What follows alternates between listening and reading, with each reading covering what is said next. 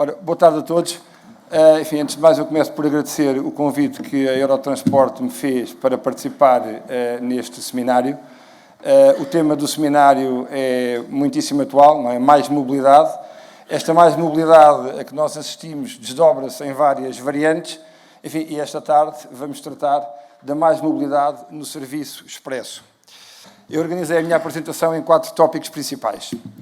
O primeiro, enfim, é uma curiosidade, mas em 2023 faz precisamente 40 anos que o serviço expresso existe em Portugal e está legislado como serviço público de transporte. Vou começar por aí. O segundo ponto vai analisar o tema da liberalização do serviço expresso. Num terceiro ponto, iremos falar sobre a concorrência no serviço expresso. E, finalmente, enfim, num quarto ponto, procurarei abordar em tópicos aquilo que são os principais desafios que o serviço expresso enfrenta. Indo ao primeiro ponto, enfim, como eu referi, faz agora 4 décadas que em Portugal temos serviço expresso. E é bom recordarmos o que é o serviço expresso. Sabemos quais são as suas características de distância, as suas características enquanto serviço, as suas características enquanto meios que exige, mas, sobretudo, o mais importante é não nos esquecermos que o serviço expresso está regulado entre nós enquanto um serviço público. Muitas vezes olhamos para o serviço expresso numa ótica muito comercial, mas, na realidade, ele é um serviço público. E ele é um serviço público que, em Portugal, ele está hoje qualificado como um serviço de natureza complementar, quer ao serviço público interregional, quer ao serviço público intermunicipal. Isto é importante porquê? Porque o legislador em Portugal olha para o serviço expresso numa integração de meios de serviço público de transporte e não apenas como um serviço público isolado. Isto é importante na medida em que ele faz parte de um conjunto e não é apenas uma peça isolada desse conjunto, e isso vai ter efeitos, enfim, na minha exposição e nas várias variantes que eu vou analisar. O serviço expresso em Portugal, enfim, se existe, temos que deixar aqui uma palavra à Rede Nacional de Expressos. Isto porquê? Porque, enfim, não basta ter um legislador que preveja um serviço público, é preciso quem o execute. E, enfim, durante décadas no nosso país, como sabem, foi a Rede Nacional de Expressos que garantiu que este serviço público existisse. Historicamente tem este papel e neste papel podemos destacar aqui 3 elementos importantes. O primeiro elemento é a capacidade que a Rede de Expressos foi tendo de agregar os vários operadores que ao longo destas décadas quiseram prestar este serviço público. Estamos a falar de grandes empresas, estamos a falar de médias empresas e estamos a falar de pequenas empresas. Por outro lado, enquanto serviço público, isto é um papel histórico que eu estou a destacar, este papel tem uma importância naquilo que é o serviço em si. Nós podemos imaginar, se formos explorar um serviço público, onde é que nós queremos explorar esse serviço? Eu diria, numa zona, numa distância, num percurso, onde de facto há passageiros, há rentabilidade. Ora bem, a Rede Expressos teve, enfim, o mérito, ou pelo menos a capacidade, de ao longo destas dezenas de anos, ter garantido que no território português, na sua generalidade, houvesse serviço público expresso, quer em zonas de grande procura, quer em zonas de média procura, quer em zonas de pequena procura, e este é um papel histórico que lhe devemos reconhecer. E, por outro lado, teve também o mérito de se ir ajustando àquilo que em 40 anos foram sendo algumas modificações que o legislador introduziu, foi introduzindo e, sobretudo, a última das quais, em 2015, com a abertura, enfim, ao regime da concorrência, tema que eu adiante também abordarei. É importante percebermos, nem em todos os países da União Europeia, o serviço expresso é um serviço liberalizado. Em Portugal é, formalmente, desde 2015. É importante perceber, quando nós vamos à procura, mas porquê é que se liberaliza? A AMT tem um estudo de 2018 que vale a pena às vezes recordar, digamos, aqueles que são os parâmetros principais que funcionaram para efeitos desta liberalização. Porque isto depois ajuda a perceber as soluções concretas que nós vamos encontrar na legislação que atualmente existe. E quais foram esses parâmetros? São sobretudo 4. A AMT diz que era importante olhar aos investidores, diz que era importante olhar aos profissionais do setor, aqui leia-se operadores, era importante olhar aos consumidores, era importante olhar aos clientes, era importante olhar também, digamos, aos contribuintes. São estes 4, digamos, estes 4 pilares que, enfim, levam a AMT, num estudo de 2018, a começar a preparar aquilo que viria a ser depois o regime jurídico específico do serviço expresso. E, neste contexto de liberalização, é importante vermos que temos hoje um quadro legal e regulamentar, eu diria, curto, mas que é o que regula este regime. Sabemos que, enfim, isto foi introduzido pela Lei 52 de 2015, o artigo 33 vinha prever a liberalização do serviço expresso. Essa lei não entrou em vigor porque, como sabem, enfim, os que acompanham o setor, a lei previa um mecanismo de revogação condicionado, ou seja, dizia revoga-se a legislação anterior toda que existe, mas a partir do momento em que haja a nova legislação específica setorial. E essa legislação específica setorial para os serviços expressos só apareceu com o Decreto-Lei 140 de 2019, que foi preparado pelo Governo, enfim, debaixo de um conjunto de recomendações que na altura foram feitas pela AMT.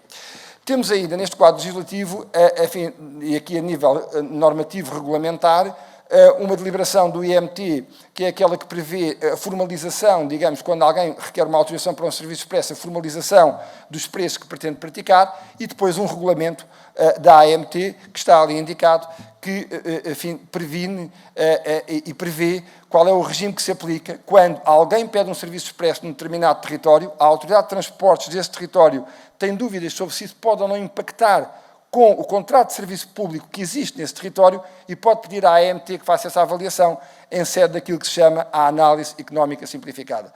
E, portanto, são estes, enfim, os principais diplomas que atualmente sustentam a base daquilo que é um regime jurídico liberalizado do serviço expresso. É importante vermos que liberalização não significa arbítrio, não é? Liberalizado significa o quê? Significa que qualquer agente económico tem o direito de poder explorar este serviço.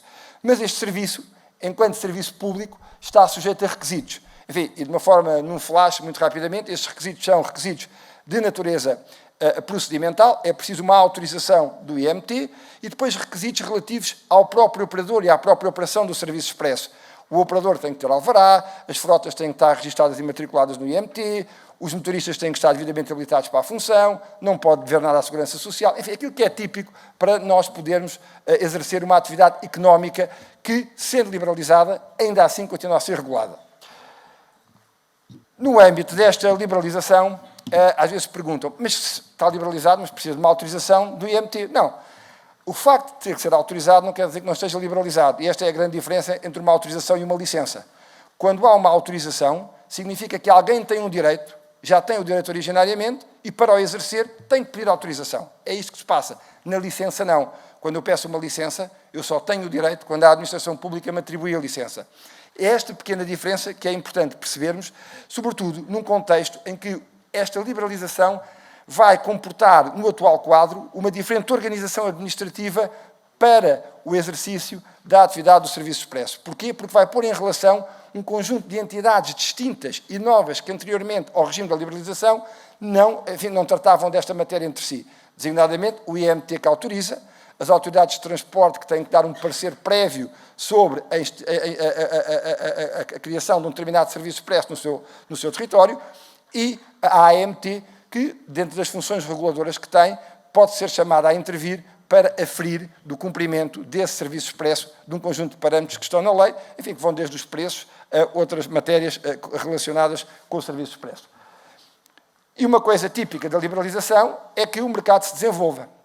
E foi isso que aconteceu em Portugal, como sabem, com o aparecimento de novos operadores, enfim, e muito em especial com o aparecimento da Flixbus, que de facto, enfim, na onda da liberalização do mercado português dos serviços expressos, decidiu começar a operar neste mercado, enfim, dentro daquilo que é um direito seu no atual contexto jurídico. Esta liberalização, enfim, é boa, porquê? Porque, como todos, enfim, conseguimos perceber, havendo mais do que uma opção para o consumidor, para o utente, isto vai gerar mais mobilidade, que é este o tema da nossa tarde de hoje, e vai gerar ao mesmo tempo também maior dinamismo. Há diferentes opções, há diferentes horários, há diferentes preços, há diferentes percursos, ou seja, sendo esta matéria uma matéria de serviço público, o utente deste serviço público, que tradicionalmente chamamos cliente, tem hoje, no quadro desta liberalização, mais opções, ou opções diferentes, pelo menos, daquelas que tinha antes do processo de liberalização ocorrer, sendo que, nessa fase, já a rede expresso garantia aquilo que era o serviço público na sua capilaridade nacional. E, portanto, há aqui uma diferença, de facto, de paradigma. Atrás da diferença de paradigma há uma diferente organização administrativa, há diferentes atores, e é este o quadro onde nós hoje estamos. E este quadro, enfim, levanta um problema que tem que ver, enfim, com a análise e com os impactos que a liberalização do serviço expresso pode trazer em matéria de concorrência. Quando se fala em concorrência, nós temos todos uma atitude para pensar logo em preço. Preço, barato, caro, caro, barato. Ora bem, a concorrência não se esgota no tema do preço. A concorrência é um fator que é pluridimensional e que pode ser visto de diversas óticas. E é esta liberalização que nós assistimos hoje no serviço expresso que vale a pena, enfim, ponderarmos em que medida é que a concorrência se desdobra nestas várias dimensões que ela comporta.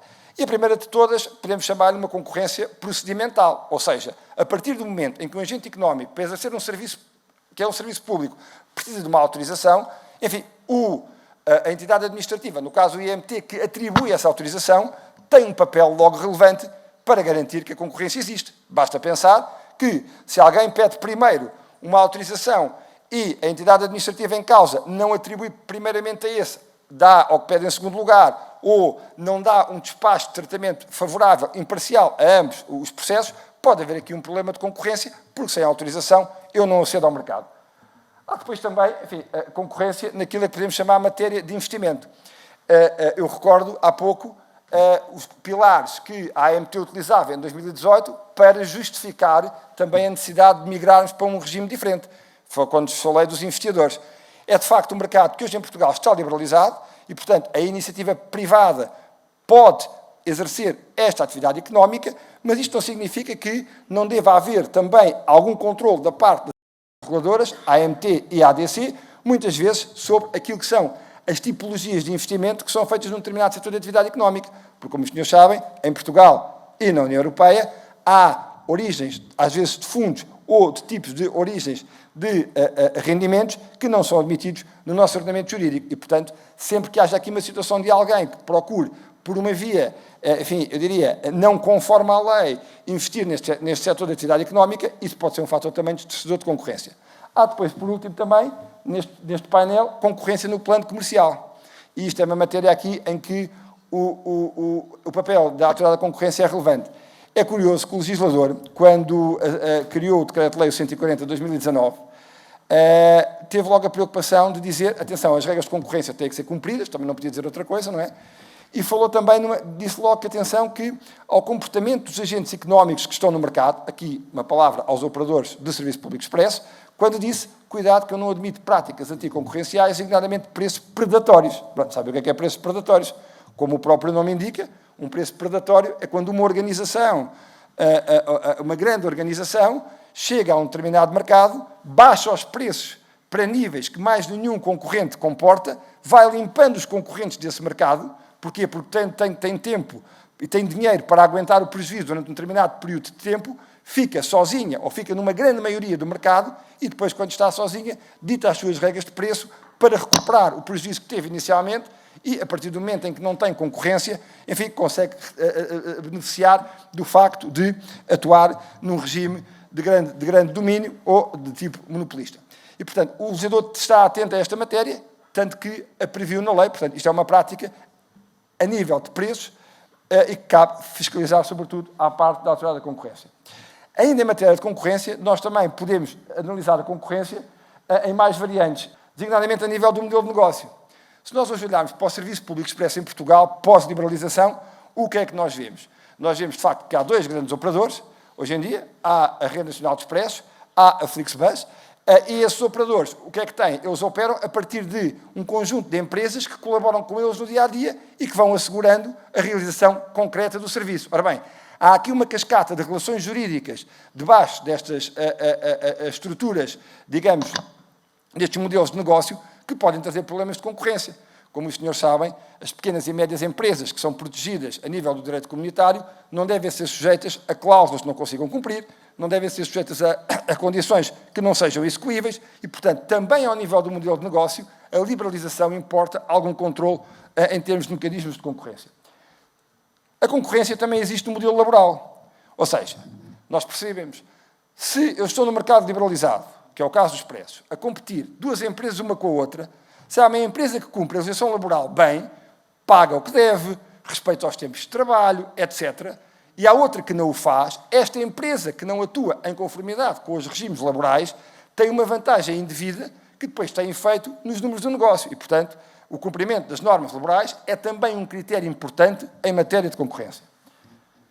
Depois, a concorrência com outros serviços públicos, porque o Expresso, como eu comecei por dizer nesta apresentação, não atua sozinho. Ele é visto pelo nosso legislador atualmente como um serviço complementar.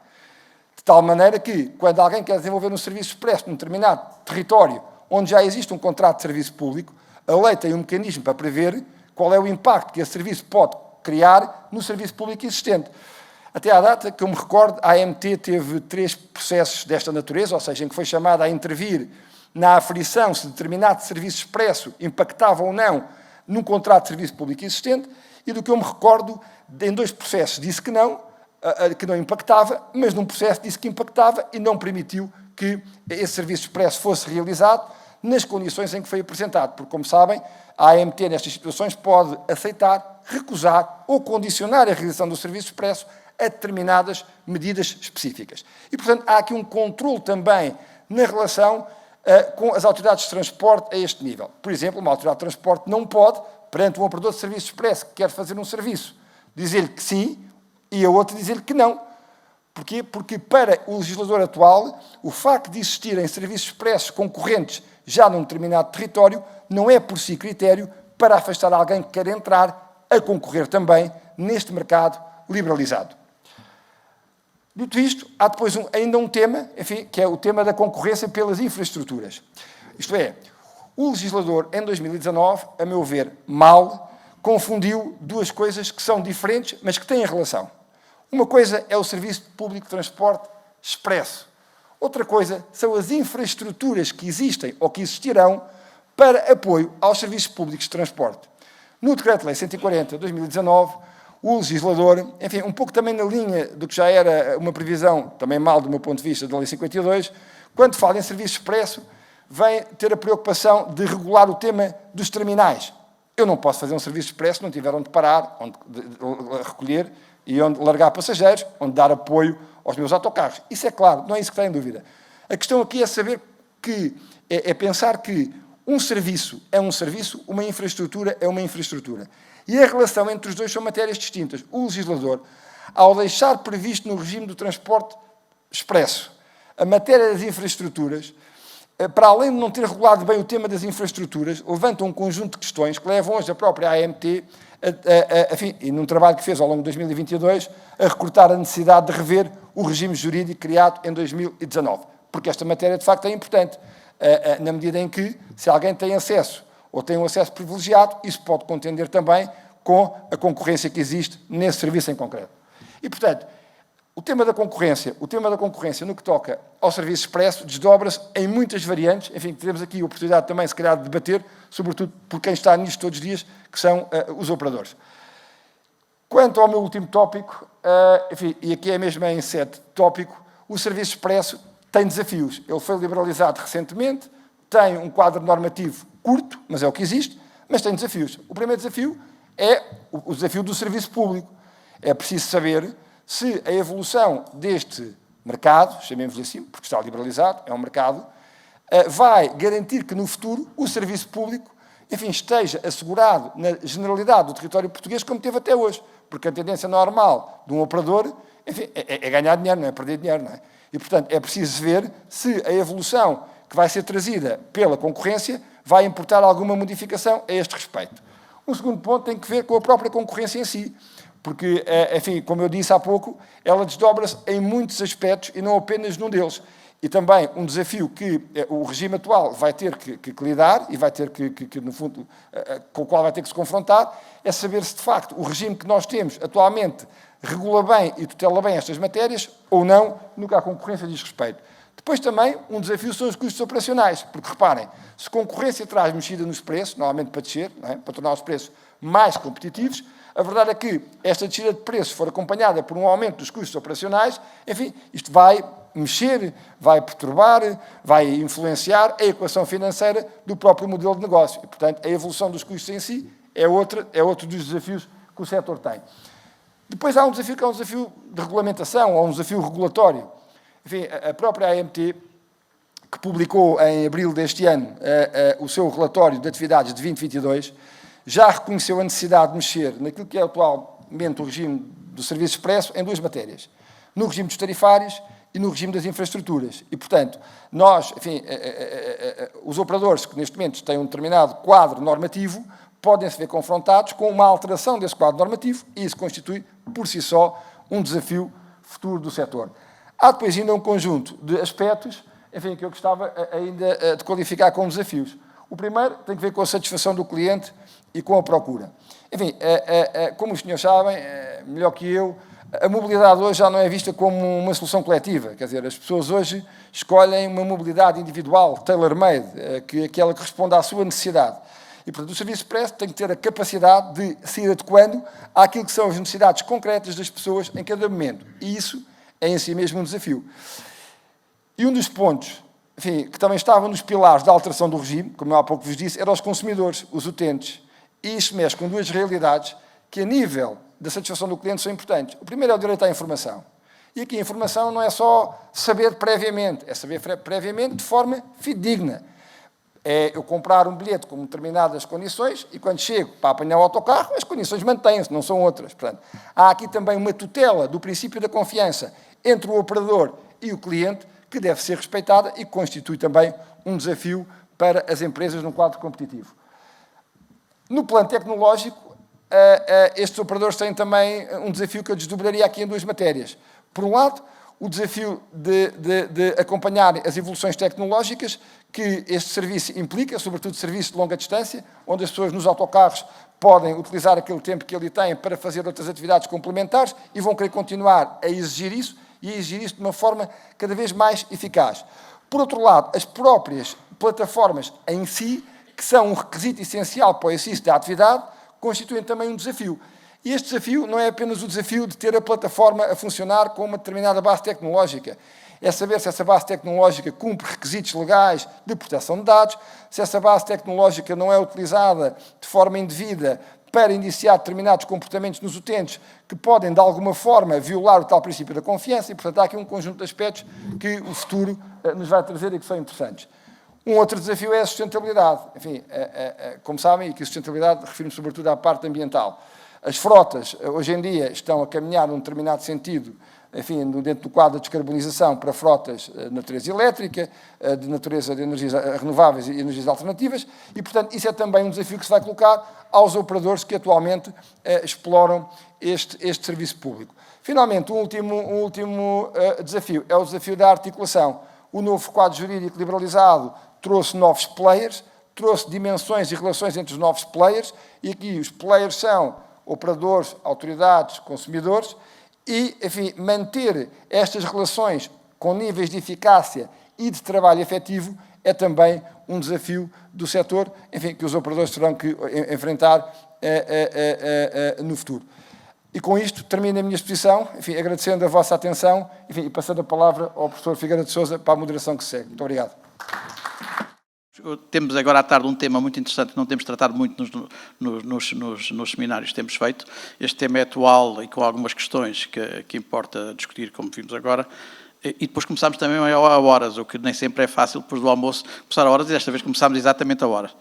Temos tempo para conversar, temos até às 4 da tarde, e, portanto, vamos ter tempo. Eu queria fazer algumas rondas com questões diferentes, com total liberdade para falarmos também sobre os assuntos, mas eu ia começar já aqui pelo engenheiro Martinho Santos Costa, que representa a Rede Expresso, e que, até porque foi feita uma referência à Rede Expresso pela importância que tem tido ao longo dos tempos a assegurar os serviços expresso e a garantir que, no fundo, os próprios serviços cobrem o território mesmo em áreas de menor procura. E, portanto, ia-lhe colocar uma questão ainda genérica sobre, no fundo, a operação e sobre o reflexo da liberalização naquilo que é a operação da Rede Expresso e dos desafios que se têm colocado. Vamos deixar depois os desafios para o futuro um bocadinho mais à frente, mas sobretudo os problemas que se têm colocado, as grandes questões que se têm colocado à Rede Expresso e o que a liberalização, portanto, recente trouxe, sabendo que já operam há muito tempo. Ainda me lembro do engenheiro Jacó dizer que já antes de 1983, quando ele fechava, o IMT fechava, na altura não era o IMT, era a Direção-Geral de Transportes Terrestres, fechava os olhos e pedia à polícia para deixar os serviços funcionar, porque reconhecia-se já a existência da necessidade daqueles serviços e a importância deles, não é? Embora eles não tivessem um quadro legal para funcionarem. Mas, portanto, apelava um bocadinho também à experiência e depois a esta reflexão sobre a liberalização e o impacto que ela tem tido com a entrada de novos operadores, como nós vimos. Nós temos, de facto, novos operadores e a concorrência por via dos operadores, e depois temos todo um quadro que é diferente, que são as próprias autoridades de transporte, como, já não estou a falar dos reguladores e do IMT como regulamentador, mas das próprias autoridades, que elas têm também agora aqui um papel importante na própria autorização, na própria concorrência, e depois vão ter, e falaremos disso mais tarde, sobre o Serviço Público de Transporte Rodoviário de Passageiros, mas isso depois falaremos depois, mas pedi-lhe então para nos analisar um bocadinho da questão da liberalização. Muito obrigado pelo convite à Eurotransportes, muito obrigado pela colocação deste painel, que é muitas vezes pouco analisado nos fóruns de transportes. O setor dos transportes expressos, transportes rodoviários de longo curso, fica sempre muito fora destas análises, destes grandes fóruns. Nos tempos que correm, a história é muito volátil, passa muito depressa, de forma a que não posso deixar de agradecer ao Dr. José Luís Esquivel por ter colocado aqui, para a memória futura, o papel que a Rede Expresso teve no desenvolvimento de todos os sistemas de transportes de longo curso em Portugal. O professor Figueiredo de Sousa também disse uma coisa que eu ia falar, curiosamente, é que, efetivamente, a legislação começou em 83, mas antes de 83 já havia grandes guerras legais e jurídicas para a criação de serviços de longo curso. Muitos de nós, os poucos que aqui estamos nesta altura, se calhar o Orlando e eu, devemos ser os únicos, tivemos que ir a tribunal para defender algumas situações de ilegalidade. Nessa altura cometíamos ilegalidades porque a história também é cíclica. Agora começamos a ter a proteção ao caminho de ferro com a eliminação dos transportes de curta distância em avião. Naquela altura era a proteção ACP. Portanto, antes de 83, antes de sair a legislação dos expressos, havia claramente uma proteção ACP, e tanto que as carreiras, as chamadas carreiras interurbanas, eram classificadas como independentes, concorrentes ou afluentes, salvo erro. Creio que era isto mais ou menos. E, portanto, o Estado considerava que todas as carreiras de longo curso que se faziam do Algarve para Lisboa, foi do Algarve quando houve maior impacto visível do início dos transportes de longo curso, para a Covilhã, enfim, para uma série de sítios, e, portanto, perseguia ferozmente os operadores que faziam esse transporte. Mas, efetivamente, como diz, era uma necessidade e teve que se começar, efetivamente, a legislar sobre a matéria. A história começou com empresas juntas, 2 a 2, a fazerem, ora, eu faço de Lisboa para Peniche, tu fazes Peniche para Lisboa, e de Braga para Lisboa e de Lisboa para Braga, e, portanto, associações 2 a 2, 3 a 3, 4 a 4, evoluindo sem a constituição de uma empresa formal, formalmente com formação jurídica, para um grupo de serviços onde as empresas eram independentes, mas que trabalhavam para um bolo comum e repartiam os seus proveitos, primeiro em função das linhas que cada um fazia, e mais tarde numa ótica completamente cooperativa, e quer fizessem linhas boas ou linhas más, havia uma repartição igualitária dos proveitos de cada serviço explorado. Daí passámos à constituição de uma empresa, efetivamente em final da década de 90, salvo erro, e a empresa foi evoluindo. Foi evoluindo e quase que se pode dizer, tendo como concorrência muito poucos operadores rodoviários, mas tendo como concorrência a ACP, o transporte individual, enfim, e todos os restantes modos de transporte, especialmente o transporte individual. Foi a época de ouro de crescimento das autoestradas e da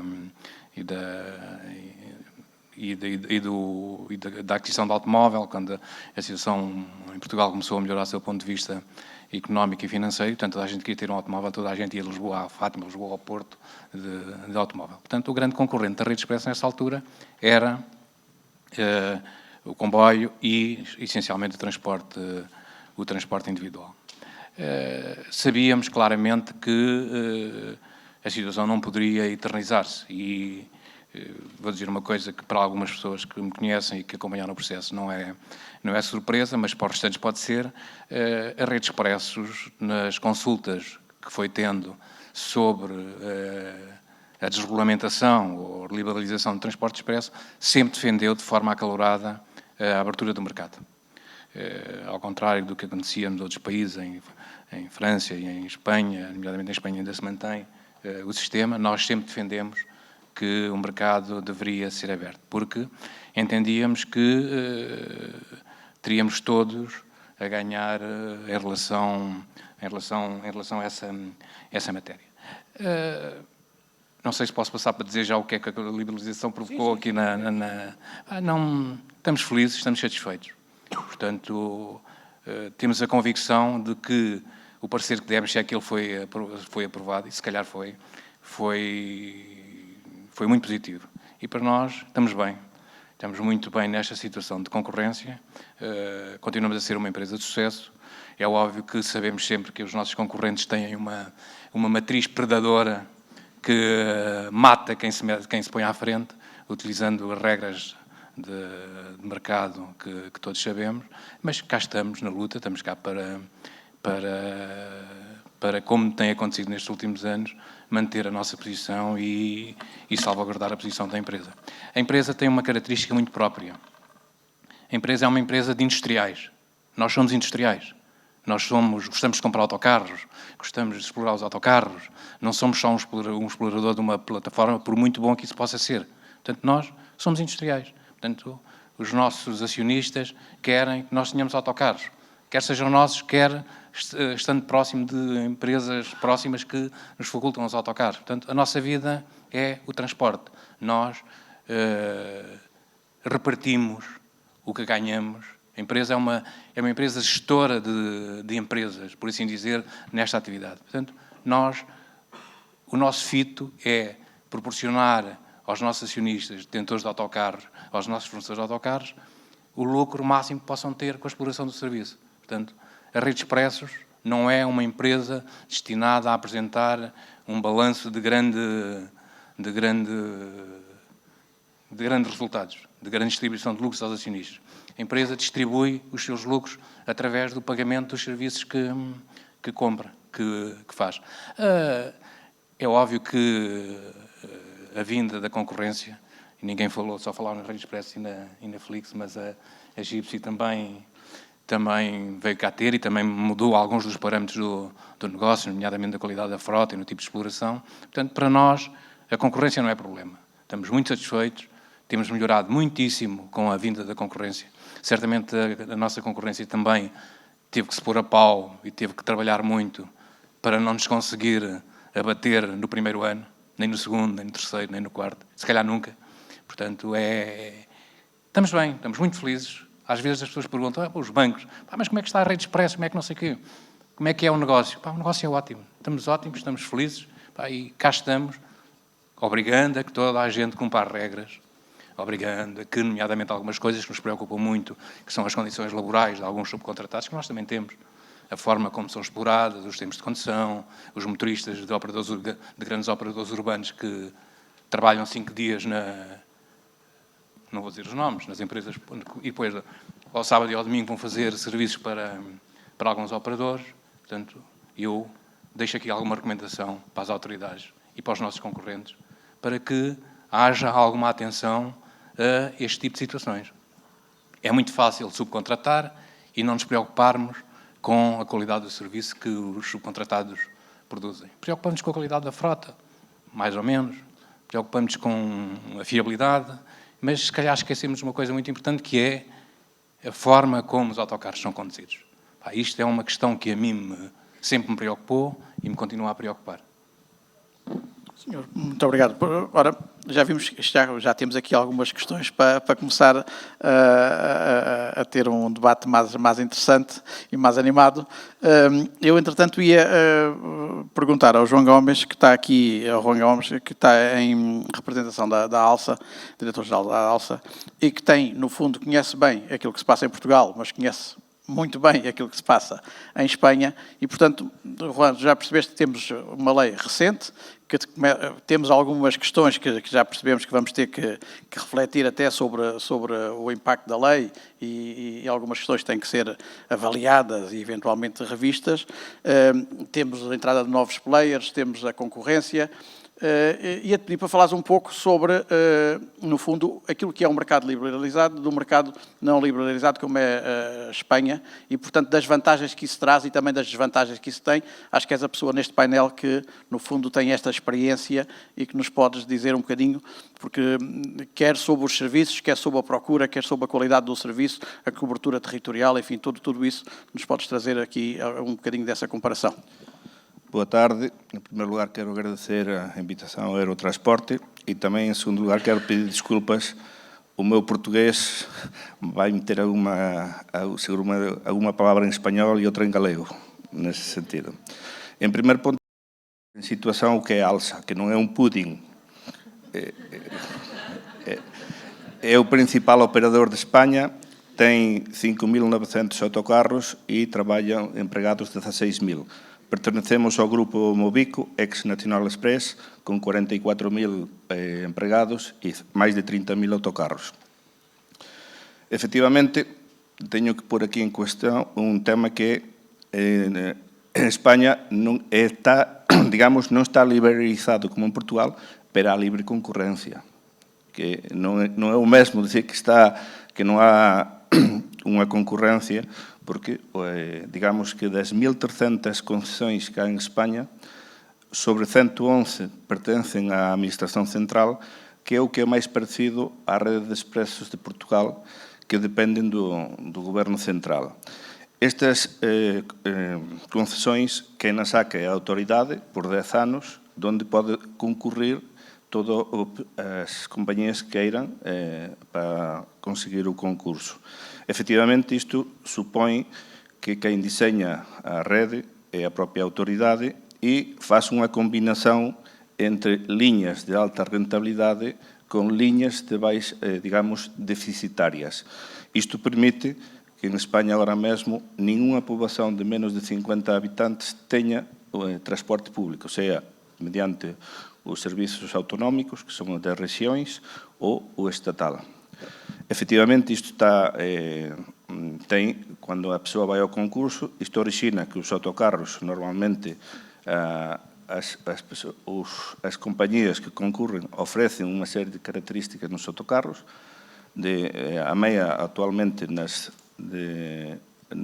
concesións estatais está en 3 anos e medio de idade, con unha idade máxima de 5 anos, na maioría. Há outras que son de 10 anos máximo e 6 anos de idade meia. E, é verdade, digamos que a tarifa e tes a concesión en exclusividade, pero o prezo que tu pos ao usuario máximo está limitado por a Administración. É verdade que o sistema de Portugal ten as súas ventaxas sempre e cando haya máis dun concorrente, porque, ao final, ainda que o Dr. Estíbal falaba do prezo, cando há 2 concorrentes, o prezo é completamente distinto a cando há un só. E, efectivamente, temos exemplos en Europa, onde se liberalizou totalmente, e que agora, pois, desapareceron os operadores pequenos e o prezo está moito máis alto do que temos. Demostra, ademais dos estudos feitos en Europa, que o prezo que inicialmente se dicía con respecto á concorrencia en España eran altos, concretamente agora estáse demostrando que están un 30% por debaixo do que é a media de Europa. Co cual, digamos que o sistema español ten que salir agora de novo a concurso e estáse diseñando unha nova rede, porque tamén a mobilidade das propias persoas trocou, e sobre todo depois da pandemia que sofrimos, trocou moito máis. E isto temos o exemplo cualquera dos operadores que estamos traballando no sector. E, efectivamente, eu poño encima da mesa que a España pode vir cualquier persoa a concorrer aos concursos, co cual non é que este liberalizado, pero é libre concorrencia. Pois, muito bem. Esta nota foi importante, ou seja, nós temos, no fundo, a concorrência pelo mercado e, portanto, no fundo, concorrem para o mercado.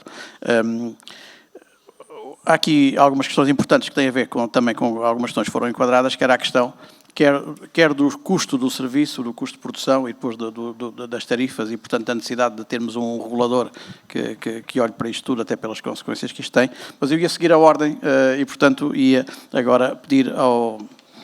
Peço desculpa. Ok, muito obrigado. Íamos falar precisamente da Gypsy, do Dr. Nuno Oliveira, e com a experiência, no fundo, de uma empresa muito recente, não é? E, portanto, que apareceu, penso já com a nova, face à nova lei, trabalhando em nichos, ou pelo menos também em alguns segmentos de mercado diferentes, e, portanto, e ele pediu para nos falar um pouco da especificidade da empresa e, portanto, e também do seu posicionamento no mercado. Muito obrigado a todos. Antes de mais, obrigado a Aerotransportes pelo convite e obrigado a todos os concorrentes que estão aqui comigo, concorrentes e parceiros também. Este, sem dúvida, só para fazer um ponto de situação, este, sem dúvida, é o painel mais engraçado para mim, porque é o painel mais dinâmico do que todos os outros, com todo o respeito que tenho pela parte urbana, porque estou há 10 anos no ramo e comecei com a área urbana, mas este, sem dúvida, é um painel e um mercado que traz e nos obriga a crescer constantemente.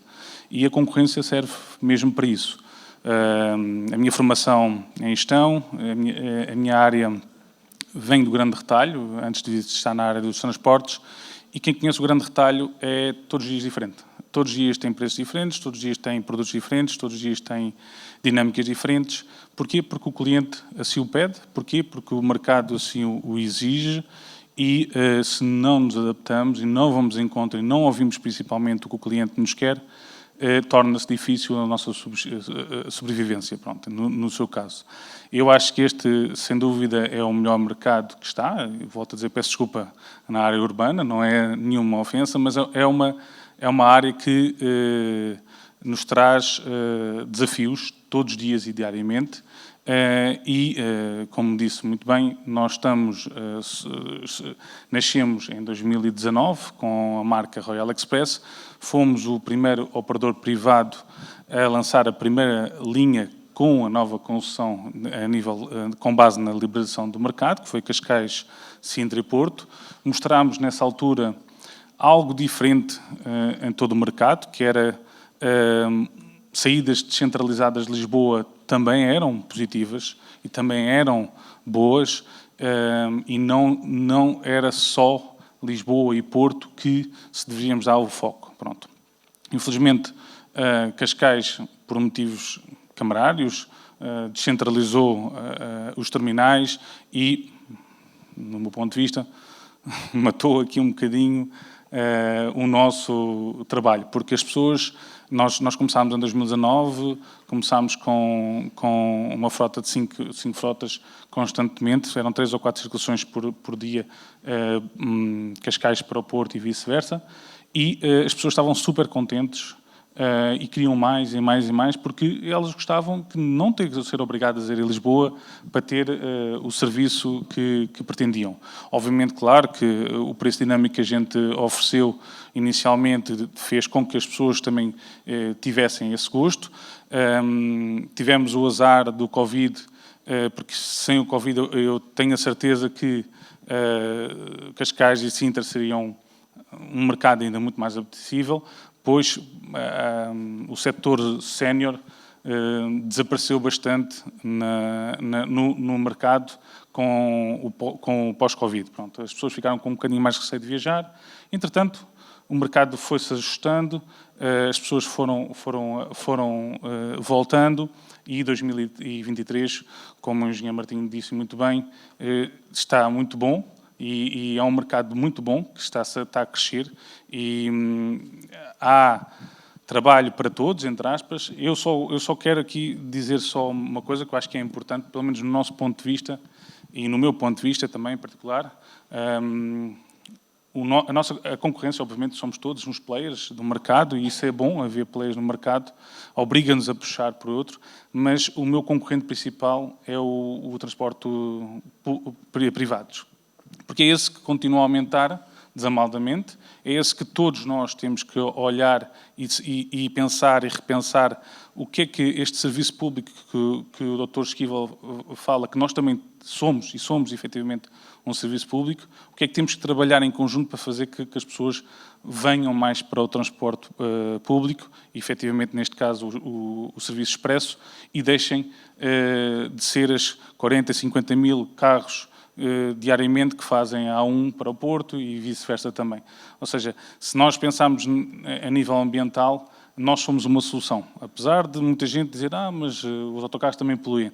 Certo, mas os autocarros poupam não sei quantos carros na estrada que individualmente eles iam poluir 2, 3 vezes mais do que nós. Pronto.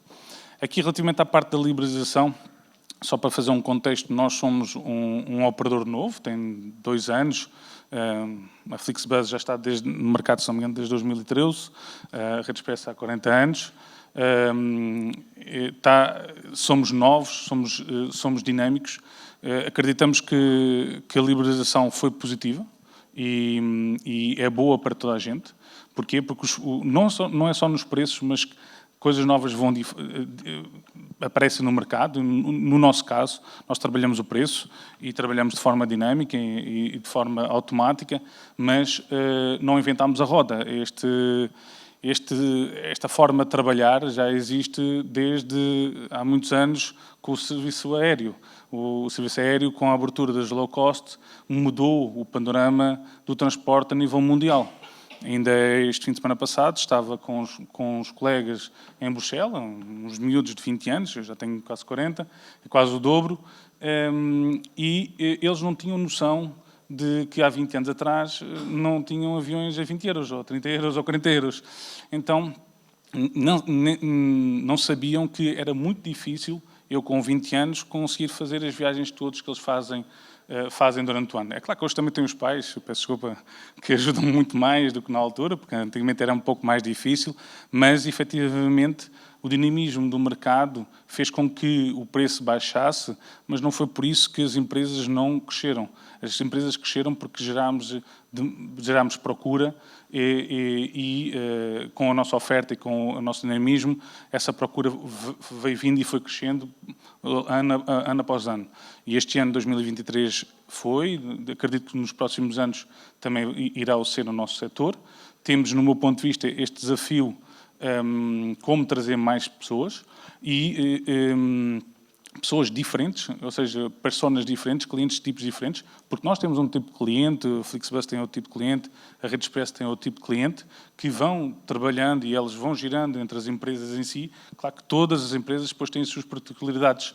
A nossa é a aposta num sistema de frota diferente, é um nicho de mercado diferente, com mais qualidade, com double decks, com sistemas de conforto muito melhor e com sistemas mais ecológicos e que consigam fazer com que a viagem seja bastante mais confortável do que há 5 anos atrás, 10 anos atrás. Pronto. Apesar de, e eu aqui não tenho nenhum problema em dizer, a Rede Express sempre fez a sua renovação de frota e sempre houve essa renovação de frota em todos os anos que eu conheço. Então, é só uma questão de diferenciação de produto em si que nós damos aos nossos clientes e as pessoas gostam e fazem. Nós temos uma cultura de longo curso, 300 km de Lisboa-Porto, para nós é pouco, porque o nosso grupo é um grupo que é o Grupo Guanabara, que é um grupo brasileiro e que está implementado bastante no mercado brasileiro, e 300 km para eles não é nada. Então, quase que isto é como se fosse um urbano para eles, entre aspas, peço desculpa, não é exatamente, mas não é o normal. Pronto. Nós estamos habituados a fazer 1.500 km por dia, 2.000, 3.000, com uma dinâmica bastante diferente. Pronto.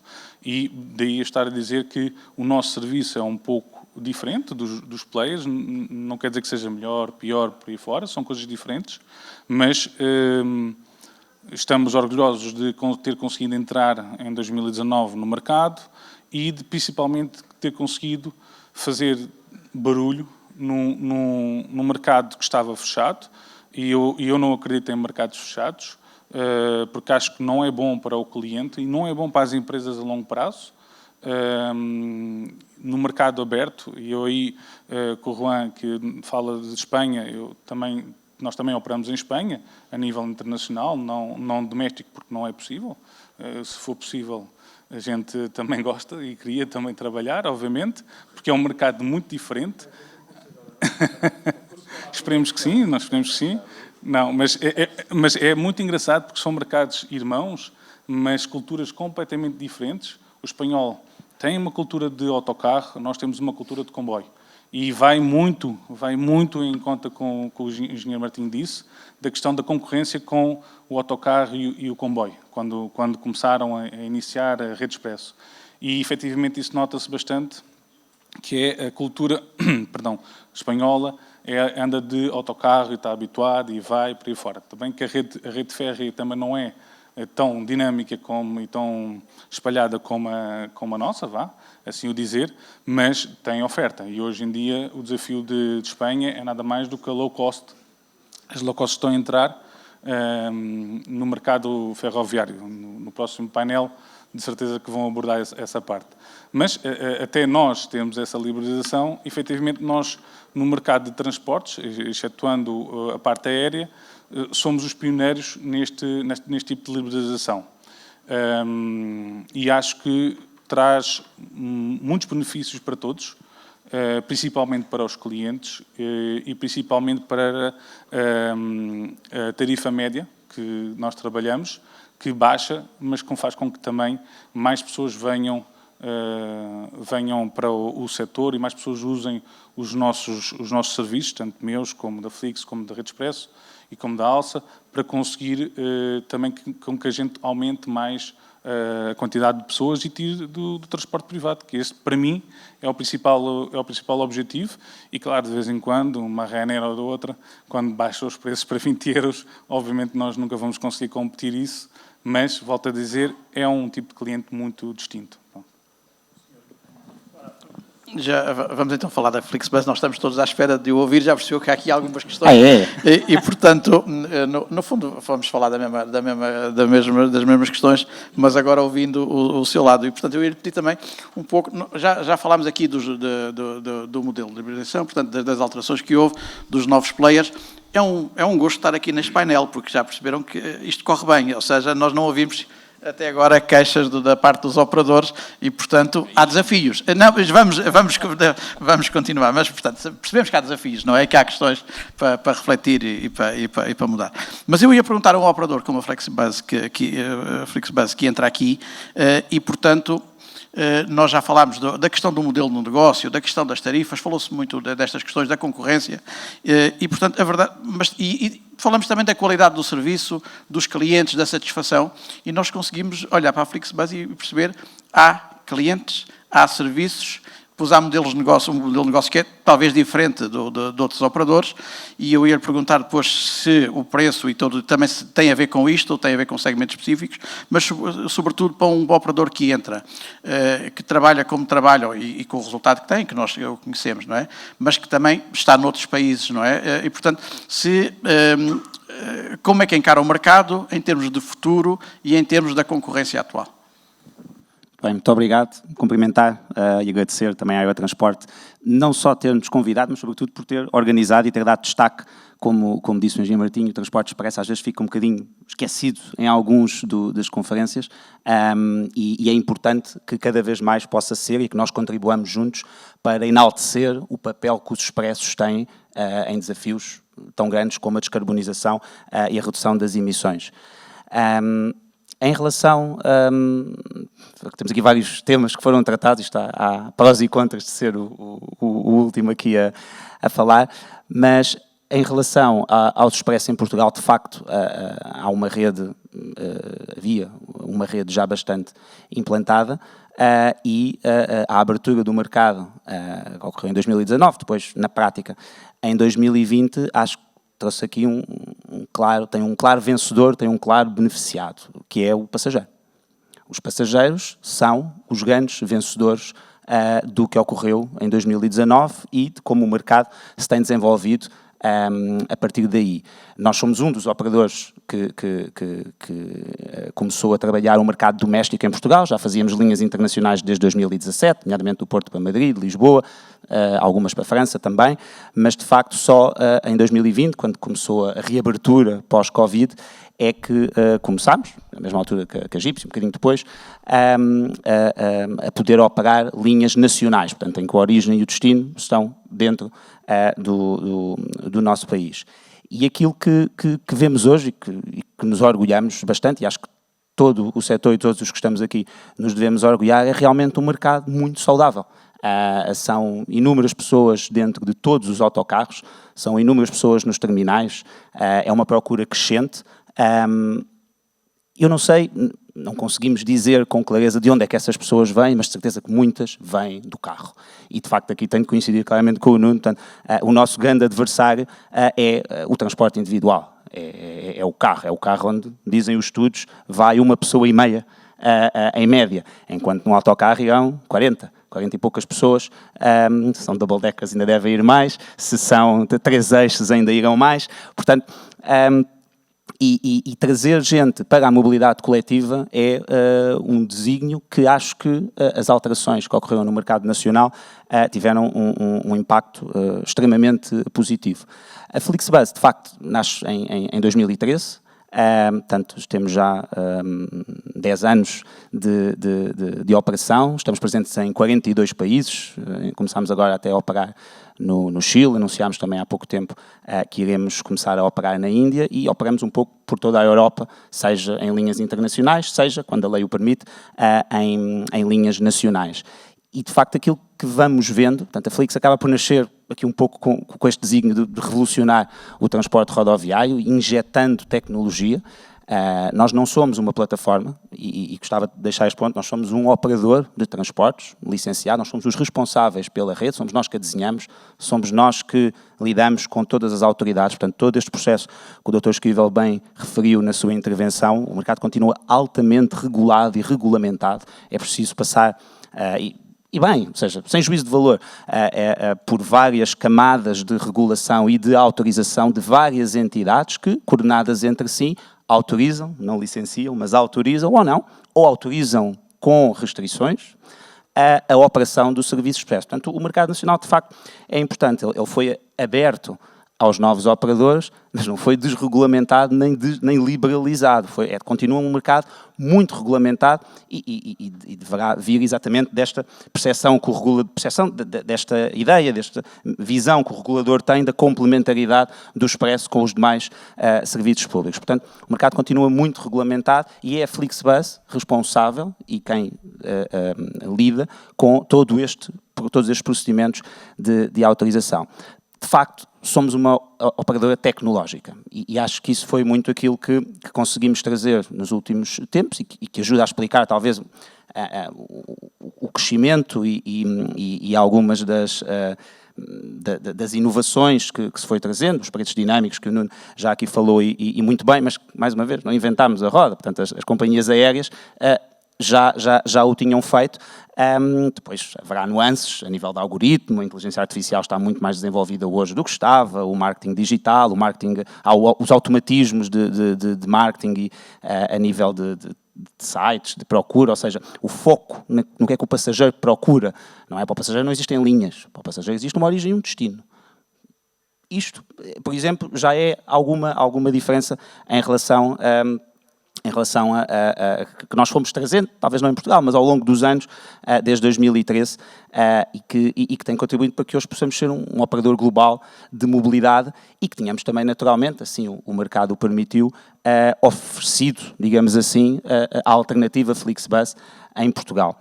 E só posso replicar as palavras do engenheiro Martins, estamos muito satisfeitos. Portugal acolheu-nos muito bem, os passageiros acolheram-nos muito bem, acho que Portugal está de parabéns por aquilo que conseguiu pelo desenvolvimento do mercado dos expressos, e isso vê-se nos números. Portanto, tivemos ainda há pouco um estudo da Check My Bus, que é uma empresa internacional de benchmarking, que reconheceu não só a queda dos preços, mas sobretudo o aumento da oferta, o aumento dos passageiros, as ideias novas. Antes não havia Cascais para o Porto direto. Não sei porque é que não havia. Não é por mal. Nunca ninguém se lembrou, não parecia haver procura. A Egípcio chegou e fez. E há outras ideias novas que irão aparecendo, de todos os operadores e de outros que eventualmente ainda estarão, porque o mercado está de facto aberto. Portanto, qualquer operador que cumpra os requisitos que o Dr. Esquivel referiu pode solicitar a autorização para operar. E isso é uma benesse para o passageiro, porque isso permite que nós nunca nos deixemos dormir e que nós continuemos sempre a trabalhar, a inovar. Eu não sabia que tu eras do retalho, eu também sou. Agora falamos a seguir disso. Não temos background, de facto, de autocarros, mas o retalho realmente, como os mercados expresso, é super dinâmico, é divertido, é desafiador. É desafiador porque temos constantemente de pensar o que é que o passageiro, de facto, está à procura. E quem olha para isso, isto não foi só desde a liberalização, mas, de facto, acho que hoje já ninguém pensa, quando vai apanhar um autocarro, nas caminhonetes antigas, a deitar fumo, a fazer barulhos. Não, isto não foi após 2019. Isto acho que era um trabalho que já tinha sido feito, mas hoje em dia, quem pensa em mercado de autocarros em Portugal, pensa no autocarros com internet, pensa nos autocarros que chegam a horas, pensa em autocarros, no caso da Flixbus até conseguem acompanhar onde é que está o autocarro, saber, temos essa perspectiva. Tem um foco no consumidor, portanto, nós, por exemplo, pedimos aos passageiros para avaliar cada viagem.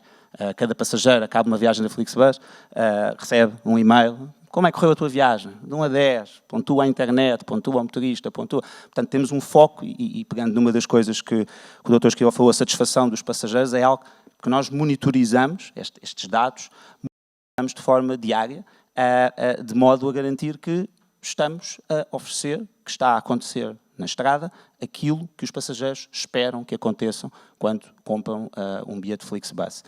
E, de facto, o mercado parece ser um sucesso. Haverá de haver desafios, há claramente desafios, e haverá de haver desafios económicos, é isso que eu queria dizer. Portanto, acho que o ano de 2022 e o próprio ano de 2023 foram anos muito bons, a nível de crescimento da procura. Em 2023 tivemos aqui também eventos importantes, como as Jornadas Mundiais da Juventude, que também dinamizaram. O turismo continua a funcionar bastante bem e a própria dinâmica interna funciona. Esperemos que assim continue, de forma sustentável e que nós consigamos corresponder com essa oferta, mas, de facto, o que nos apercebemos é isso. Saiu aqui uma peça que até fez capa no Jornal de Notícias, não sei se foi na terça, se foi na segunda, que falava de revolução nas viagens entre Lisboa e Porto, e depois faziam um comparativo das ofertas do autocarro, as ofertas do comboio, as ofertas do avião, e chegava à conclusão, até com testemunhos de alguns passageiros, foram para Campanhã, foram para o Oriente, e as pessoas diziam, eu vou de autocarro. Vou de autocarro, vou nuns, vou noutros, vou de autocarro. Isto é uma maravilha. Conseguirmos ler isto significa que estamos a fazer coisas bem. Estamos todos a fazer coisas bem, e aqui sim, acho que de facto a abertura do mercado que ocorreu há 3 anos foi um fator-chave. Não foi o único, foi o fator que despoletou depois uma catadupa de investimentos, de inovações, de ideias. Eu gosto muito das ideias novas. Eu acho que a abertura traz, a entrada de novos operadores traz sobretudo ideias novas, traz investimento, traz ideias. E isso é bom, e traz ideias não só dos que chegam, também dos que já cá estavam, tem outras ideias para continuar a oferecer os seus serviços. E por isso, apesar dos desafios, isso aqui se posso lançar um que nós notamos e que também foi falado, é de facto o desafio das infraestruturas, no sentido geral, ou seja, acho que Portugal ainda precisa, e aqui também todos estamos envolvidos, precisa de melhorar de facto as suas infraestruturas, porque isto tem de evoluir tudo relativamente ao mesmo tempo. E nós temos terminais saturados, temos terminais a precisar de obras, temos sítios onde não temos terminais, ou que temos terminais muito pequenos e que de facto não é possível receberem a oferta que a procura está a demandar. E isso naturalmente restringe a capacidade que acho que este setor tem de oferecer cada vez mais serviços de mobilidade coletiva que são muito importantes para os objetivos de descarbonização que temos. E aqui, se calhar, será o outro vencedor deste processo. É o ambiente. Realmente, os autocarros são movidos a diesel, se calhar não são limpos. Alguns são. Os urbanos, há um caminho muito grande e, na longa distância, a Flixbus também tem vários pilotos com biodiesel, com óleo colza, com elétricos. Temos também agora um projeto de hidrogénio para o ano que vem, uma parceria com a Scania e com a Irizar. Mas, de facto, mesmo movida a diesel, eu tenho sempre mais aqui os números na cabeça, mas, portanto, por passageiro, um carro emite cerca de 120 gramas de CO2 por quilómetro. Um autocarro emitirá para passageiro 20 e poucos. Portanto, isto no Lisboa-Porto são cerca de 80% de redução das emissões, e isto sem falar de tudo o resto que resolve, nomeadamente o trânsito, o congestionamento, o espaço, não é?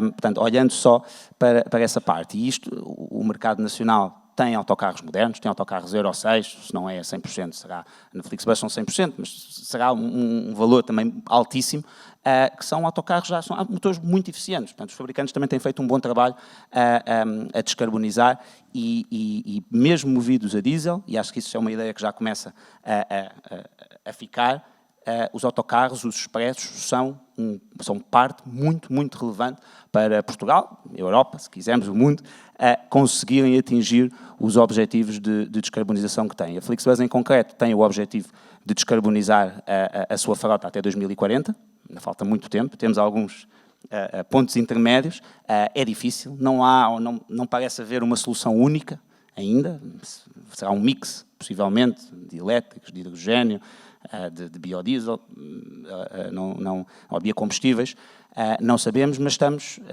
e acho que toda a indústria está a fazer esse esforço, a fazer esse caminho e a posicionar, portanto, a confirmar que os operadores de serviços de expressos, de longa distância, para ser mais abrangente, são um ator fundamental também para atingirmos e para continuarmos a descarbonizar e a combater as alterações climáticas. Ora, temos ainda algum tempo, agora uma ronda mais pequena, portanto um bocadinho mais contidos, mas havia aqui algumas questões que me parecem interessantes. Nós falámos a sua ideia sobre o inovar e, portanto, o descobrir coisas novas e, portanto, pensar diferente, não é? Parece-me interessante. Parece que o segredo também está aí em parte, não é? Mas, por outro lado, percebemos que há aqui um mercado que, eu não diria que é cativo, mas existe um mercado que deixa as empresas um pouco tranquilizadas, não é? Em relação, ou pelo menos tranquilas em relação ao futuro. Eu ia, no fundo, pedir-vos agora, em relação ao futuro, falámos aqui da importância do expresso, dos serviços expressos, mesmo até na repartição modal e como ele pode tirar carros da estrada. Eu não sei se estou tão otimista quando falava do comboio em Portugal e do comboio em Espanha. Eu acho que nós temos grandes debilidades também no nosso sistema ferroviário e temos uma parte do país que não é coberta de todo por ferrovia, e daí também a importância que o expresso pode ter aqui. E a pergunta é, será que nós, uma das questões é, será que nós conseguimos cobrir o território e estamos a cobri-lo bem? Aquilo que eu percebo, e a minha empresa trabalha com muitas autoridades de transporte, eu frequentemente tenho que dar pareceres e ajudar as autoridades a dar parecer sobre pedidos de novas carreiras de expresso, e portanto é um mercado de facto muito dinâmico, e o que as autoridades têm que perceber é se isto vai fazer concorrência aos operadores de serviço público que estão na região a operar, ou se não traz concorrência, e prová-lo. Isso tem funcionado bem, tirando às vezes algumas dificuldades de comunicação com o IMT, quando as coisas não são respondidas a tempo, e traz alguns problemas que depois são resolvidos em sede da AMT, do regulador, não é? Mas o que se vê são, de facto, novos serviços, cada vez mais serviços, e até de regiões como a Serra da Estrela, a Guarda, uma série de territórios até mais do interior. E, portanto, junto com isto, há a questão dos terminais que me parece importante. Eu não vou poder fazer uma terceira ronda, e por isso também falo disto agora. Nós temos terminais, por um lado, em alguns territórios, em algumas cidades, muito limitados em termos da sua capacidade. Temos terminais que, por vezes, são da autoridade de transporte, mas, por vezes, são de operadores que lá estão instalados. E que, sendo eles gestores de terminais, têm que ter a regulamentação de como é que é o acesso ao terminal. Mas também temos, em muitas destes locais, temos autoridades e operadores a dizer não há capacidade. E depois temos as situações em que temos os autocarros na rua, a parar na rua, não é? E, portanto, isto é um problema que, de facto, não é fácil de resolver, e como colocou bem a questão, este, se calhar, é um dos desafios que eu não sei quem é que o vai resolver, porque é do lado da autoridade, é do lado dos operadores, como é que isto se vai fazer? Alguém vai ter que, no fundo, conduzir aqui esta questão. E a questão da autoridade também e da integração tem a ver como é que nós articulamos serviços de transporte expresso com serviços de transporte regional e interregional. Intermunicipais, se nós quisermos. A verdade é que eu acho que os operadores têm feito isso. E, portanto, aquele trabalho que poderia ser um trabalho de uma autoridade de transporte são os operadores que, desde há 40 anos, vão desenhando e vão resolvendo. Penso eu. E, portanto, gostava de o ouvir se é assim. Portanto, alguns, para além daquilo que acham que é o desafio em relação ao futuro e, portanto, daquilo que será o transporte expresso no futuro, gostava que nos falassem também um pouco da concorrência do comboio ou não, ou do avião. Eu acho que nós, aqui, só também tínhamos 2 linhas onde isso podia acontecer, e a verdade é que a qualidade do próprio comboio nos últimos tempos tem levado a que o expresso seja uma opção. Esta questão dos terminais que me parece importante, porque acho que é um desafio grande para operadores e para gestores de terminais.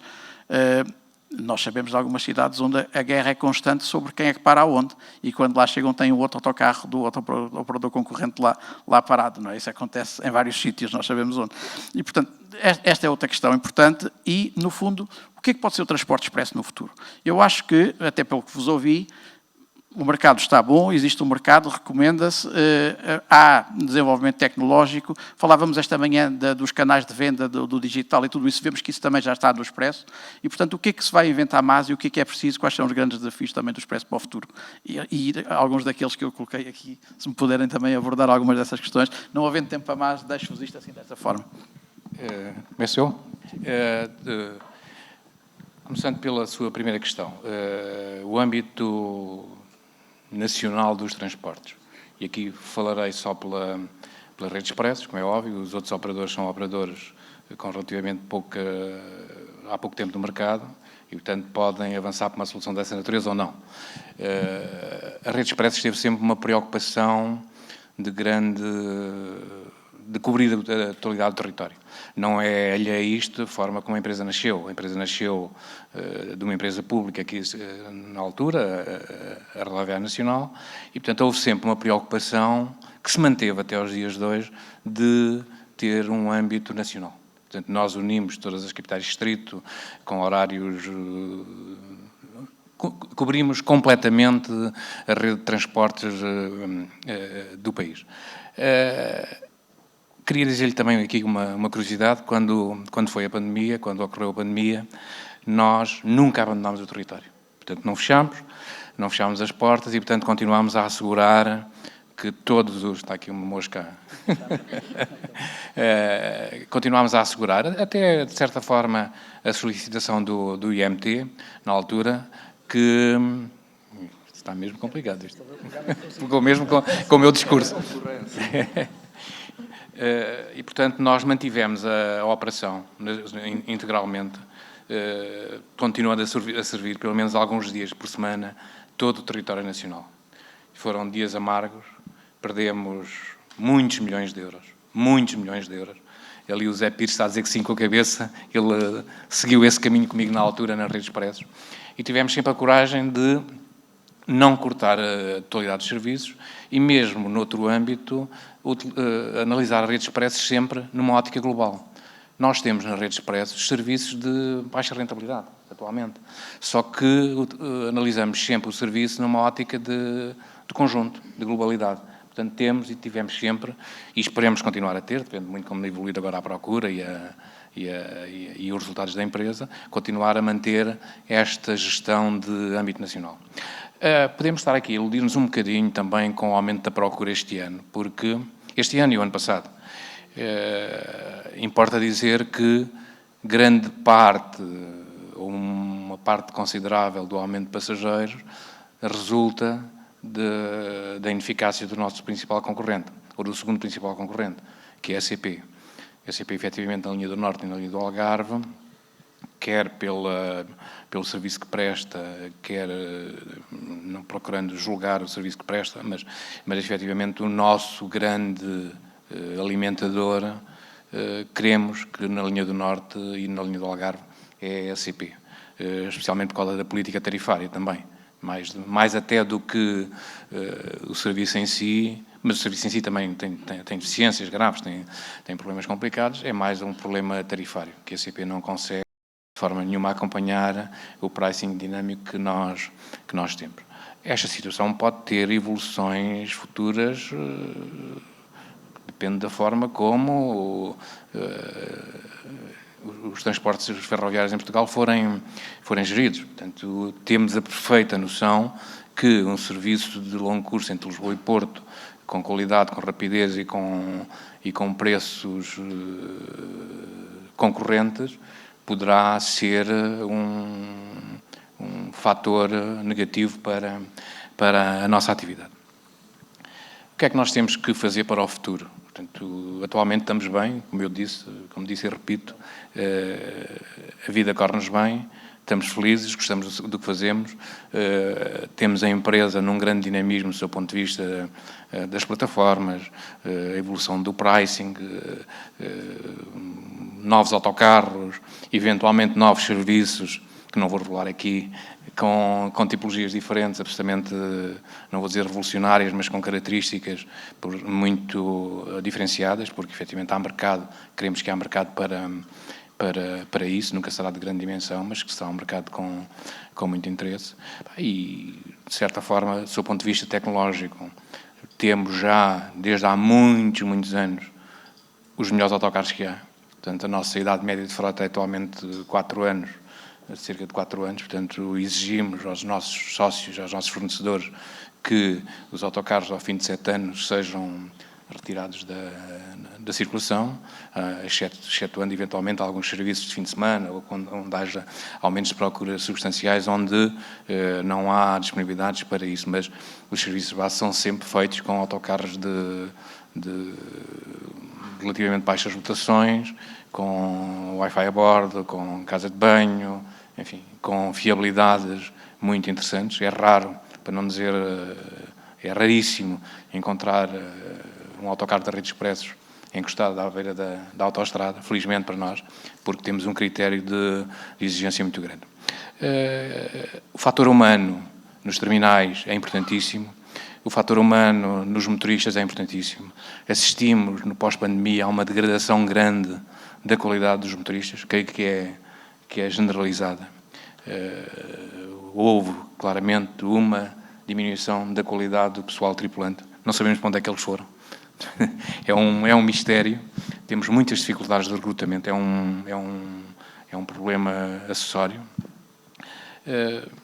Basicamente é isto. Também estamos em alguns projetos de hidrogénio e agora com o advento da chegada dos autocarros elétricos interurbanos, a pensar também nessa situação, embora um autocarro interurbano elétrico tem problemas com a capacidade de bagagem e, portanto, é uma dificuldade acessória para o longo curso. Em relação aos terminais, há efetivamente um déficit muito grande de terminais em Portugal, de qualidade e de dimensão suficiente para o serviço dos expressos. Há aqui 2 coisas diferentes. Não podemos confundir terminais com garagens. E os operadores privados, ou que não são operadores privados, têm garagens e, portanto, nem têm sequer que expor ao serviço dos expressos. Portanto, é quase um favor que fazem à comunidade disponibilizar edifícios que poderiam ter rentabilidades brutais do ponto de vista imobiliário para utilizar para a Flix e para nós, portanto, não são terminais. Repito, os terminais são os edifícios construídos pelo Estado, pelas autarquias, que têm que disponibilizar para o transporte dos expressos. As garagens não são terminais rodoviários. É bom que nos habituemos a esta ideia, porque não é solução dizer que uma garagem de um operador pode ser um terminal rodoviário que tem que abrir as portas a toda a gente. Embora tenhamos aberto, em algumas circunstâncias, a alguns operadores. E, basicamente, creio que explorei as questões. Sim, senhor, completamente. Muito obrigado.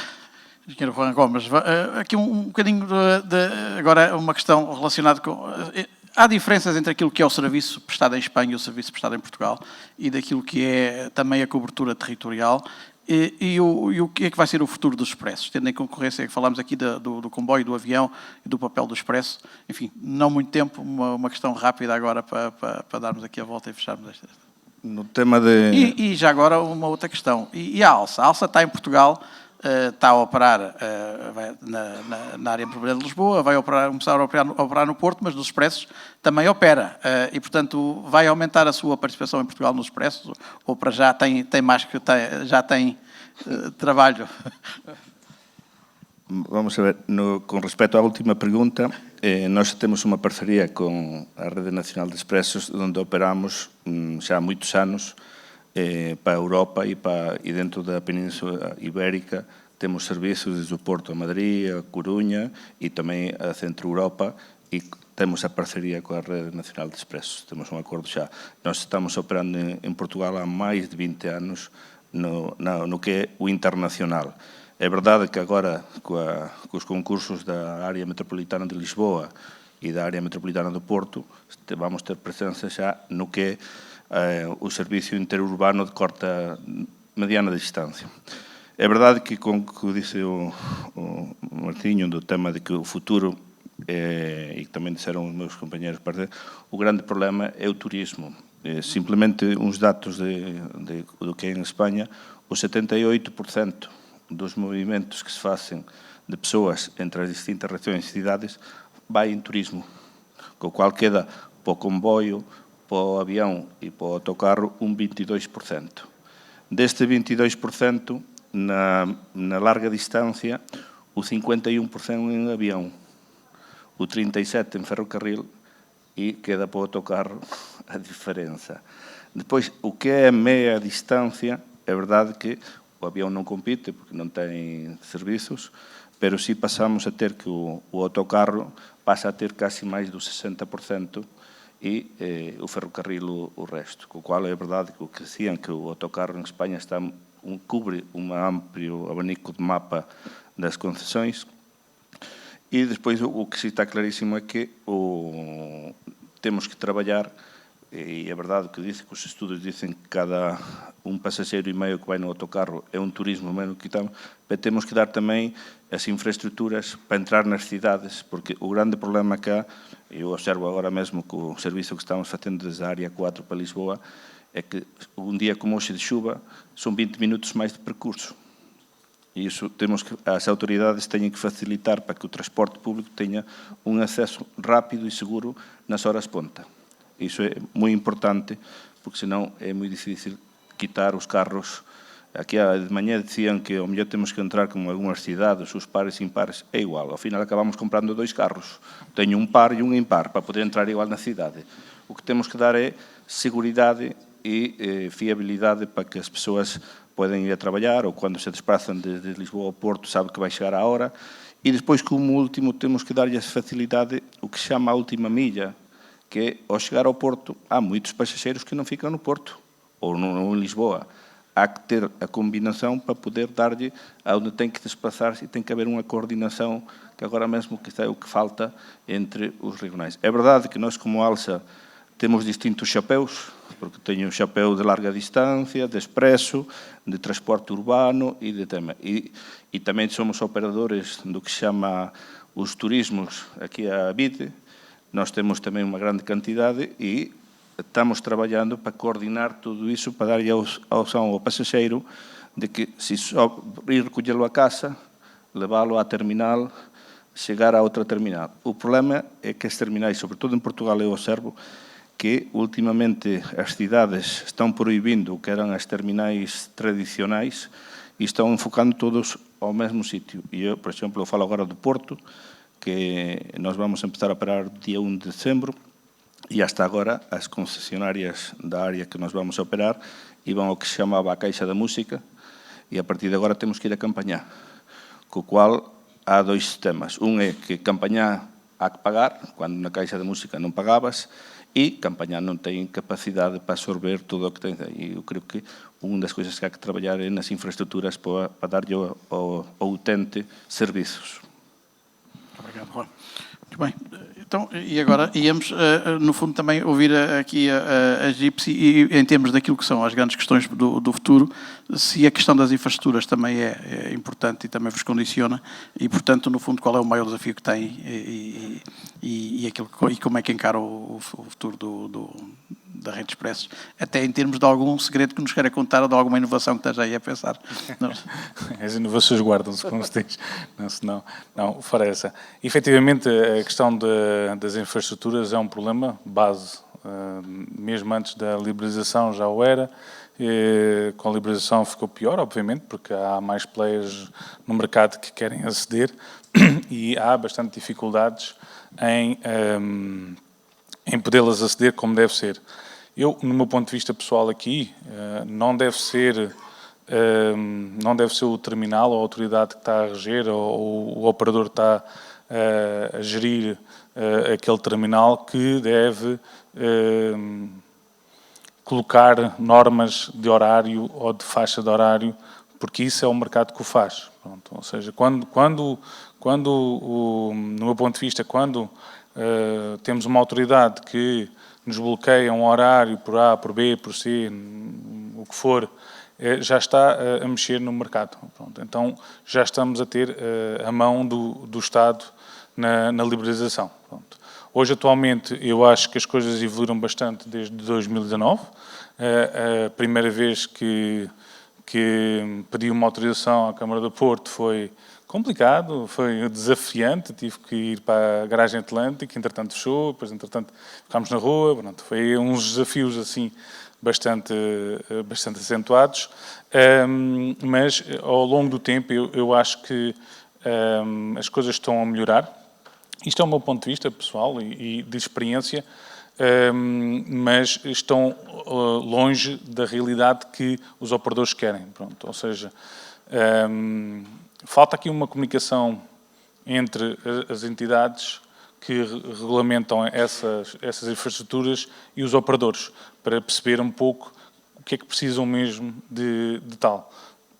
O terminal de Campanhã é um exemplo muito claro, que ele foi construído para 8 cais, eu recordo-me plenamente, se a engenheira Teresa está cá, se não leva mal o que eu vou dizer, mas eu recordo-me plenamente de dizer isto não vai caber lá tudo, e o que me disseram foi: o arquiteto sabe, o arquiteto fez. Pronto. Então, lamento, não coube, tivemos que abrir, tem graves situações de segurança, no meu ponto de vista, as pessoas passarem no meio da plataforma, as pessoas não terem essa segurança que deviam ter, e simplesmente estamos a fazer retalhos e tentar ali resolver o problema das necessidades dos operadores. Pronto. Obviamente, claro que o que me compete a mim, quanto mais consigam resolver, mais a gente consegue também oferecer.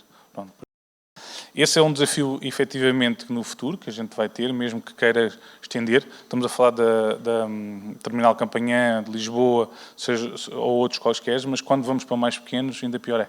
Pronto, porque a partir daí cabe lá só um autocarro, o nosso é de 2 andares, já nem cabe lá dentro, tem que ficar na rua, se for necessário. Não há condições. Agora, eu concordo, obviamente, se o operador tem uma garagem, a garagem é dele, ele é que sabe. Pronto. E aí cabe às entidades governamentais, locais, municipais, o que for, de saberem se querem ou não querem um serviço expresso com qualidade e para os passageiros, porque nós também damos uma coisa, nós damos a capacidade de o interior ou outras regiões que estão menos povoadas, com o sistema de transporte que a gente possa oferecer, que as pessoas comecem também a deslocar-se um pouco mais para o interior. Agora, se também não dão-nos condições ou se nos dão-nos algumas dificuldades, torna-se de certeza mais complexo e os operadores começam a repensar se é viável ou não é viável. Pronto. Isto é o meu ponto em termos de infraestruturas e de autorizações, salvo seja.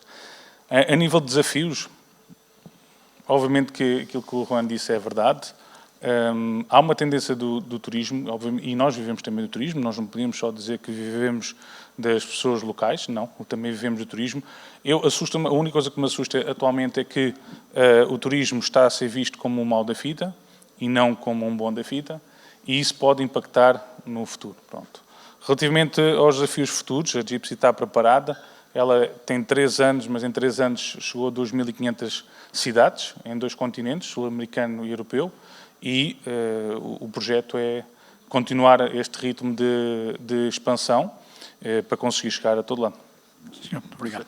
Ora, e agora aqui, o Dr. Cavaco Alves, Também, muito rapidamente, eu já ultrapassámos o prazo, mas obviamente queria ouvi-lo sobre estas questões finais, ou seja, o que é que nós vamos ter do lado da Flixbus, mais, no fundo, mais serviços, este dinamismo nos preços e na qualidade, o que é que nós podemos esperar da Flixbus nos próximos anos em Portugal?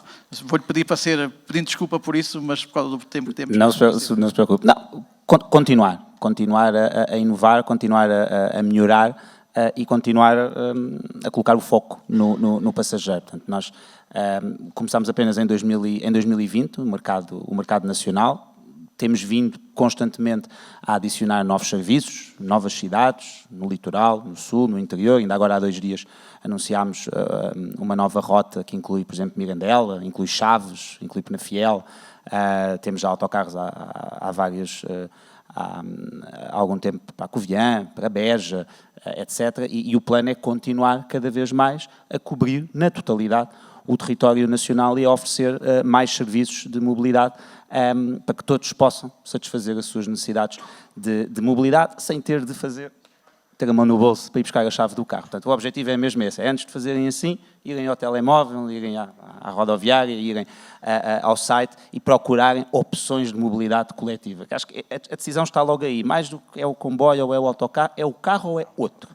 Depois, dentro do outro, temos de trabalhar para ser uma opção com uma boa relação qualidade-preço e que as pessoas confiem e continuem a usar. Portanto, o plano é esse. Só dando aqui adicionar no tema das infraestruturas, uma coisa que sentimos falta também é a possibilidade de ter infraestruturas que permitam descarbonizar a longa distância, nomeadamente a possibilidade de carregar autocarros elétricos nos terminais ou junto aos terminais. E amanhã, postos de carregamento de hidrogénio ou outra coisa. Ou seja, parece que aqui também, e aqui é um apelo que temos vindo a fazer aos vários stakeholders, que é, seja às autoridades, aos gestores de terminais, sobretudo aqueles que estão a preparar projetos novos, terminais que já estão feitos, pode ser mais difícil, mas todos aqueles que estão, e há algumas autarquias grandes e médias que estão com projetos de novos terminais, que tenham aí atenção, porque vai ser daqui a 2 anos, se eles já fazem falta hoje, portanto, daqui a 2 anos, se tudo correr bem, fará ainda mais falta. Isso é algo que tem de ser tido em conta e as coisas têm de evoluir todas ao mesmo tempo. Que o passageiro, se tiver um autocarro ótimo, um motorista ótimo, mas a infraestrutura for péssima, tem de evoluir tudo um pouco ao mesmo tempo para que a mobilidade coletiva seja, de facto, uma solução clara na altura das pessoas elegerem o seu meio de transporte. Senhor, muito obrigado. Eu acho que havia aqui mais questões para falarmos, como perceberam, havia algumas questões relacionadas com nós falarmos com as contratações, com os motoristas, com uma série de questões da regulação, com a própria regulação, mas acho que foi uma sessão riquíssima. Eu gostei imenso de estar aqui e de ouvir falar sobre estes temas e, portanto, muito obrigado ao painel, muito obrigado a todos. Temos agora um coffee break, 1/4 de hora e voltamos para a sessão. Penso que vai haver aqui informações. Muito obrigado a todos.